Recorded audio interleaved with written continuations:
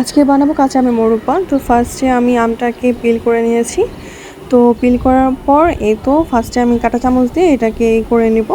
তো করার পর গরম পানি বসিয়ে দিয়েছিলাম, সেটাতে আমি চিনি দিয়ে দিব। তো চিনিটা একদম গলে গেলে তো সেটাতে আমি ম্যাটারটা করে আমগুলো ছেড়ে দেবো যেগুলো করা হয়েছিল। তো এই তো ফার্স্টে আমি দিয়ে দিলাম। তো দেওয়ার পর সেটাকে ভালোভাবে নেড়ে চেড়ে একদম স্টিম হওয়া মানে সিদ্ধ হওয়া পর্যন্ত সেটাকে আমি ঢেকে দেবো। তো একদম যখন দেখবো যে একদম হয়ে গিয়েছে, আমটা পুরো পারফেক্টলি কুকড হয়ে গিয়েছে, এই যে দেখেন মাঝে মাঝে পুরো বলক চলে আসছে, একদম কালারটা অনেক সুন্দর লাগতেছে।